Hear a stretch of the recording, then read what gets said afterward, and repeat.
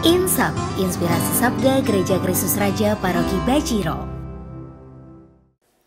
Ibu, Bapak, Saudara-saudara yang terkasih, Mbak Kakung, Mbak Putri, teman-teman muda, adik-adik semuanya yang dikasih dan juga mengasihi Tuhan, berjumpa lagi dalam Insap, Inspirasi Sabda Paroki Gereja Kristus Raja Baciro, Yogyakarta. Hari ini Selasa 5 Oktober 2021. Bacaan Injil pada hari ini kita akan dengarkan dari Injil Lukas bab 10 ayat 38 sampai 42.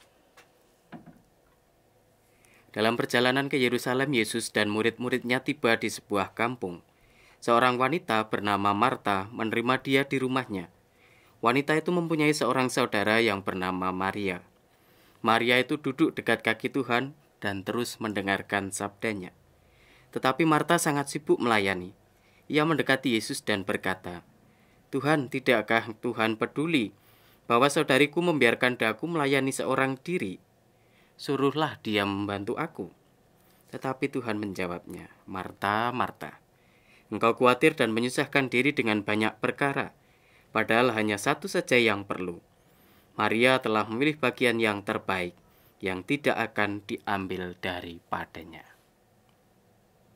Ibu, Bapak, Saudara-saudari yang terkasih, hari ini dalam bacaan Injil yang baru saja saya bacakan, kita mendengar bagaimana Tuhan Yesus mengunjungi dua orang saudara-saudari yang menjadi saudara dekat atau orang yang dekat dengan Tuhan kita Yesus Kristus, yaitu Maria dan Marta. Diceritakan ketika Yesus datang, Marta ini sibuk di dapur gitu ya, seperti ibu-ibu kalau kedatangan tamu begitu, lalu biasanya akan sibuk di dapur, entah menyiapkan minuman, membuat camilan, atau juga menghidangkan aneka macam masakan yang disiapkan oleh kita, oleh ibu-ibu sebagai tuan rumah.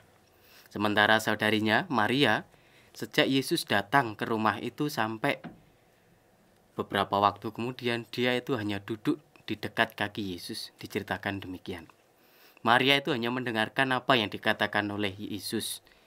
Sementara Yesus bersabda atau memberikan perkataan-perkataannya, Maria ini hanya duduk di dekat kakinya dan mendengarkan.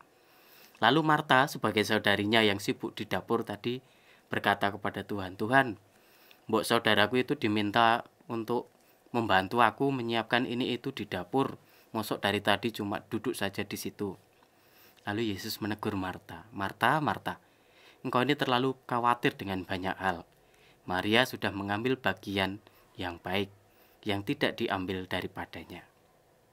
Apa yang ingin disabdakan, yang disampaikan oleh Tuhan kita pada hari ini, Bapak Ibu? Bukan Yesus menghendaki supaya kita tidak bekerja, sementara kita hanya duduk saja, bukan. Atau juga Tuhan tidak ingin supaya kita terus bekerja tetapi tidak pernah istirahat, dan lebih-lebih lagi tidak pernah berdoa. Bukan pula itu. Yesus ingin mengajarkan kepada kita tentang keseimbangan. Keseimbangan tentang apa? Keseimbangan tentang berdoa dan bekerja. Harus saya sadari dan harus saya akui juga, kadang-kadang godaan untuk meninggalkan waktu berdoa dan mengerjakan tugas-tugas itu jauh lebih besar daripada meluangkan waktu untuk berdoa.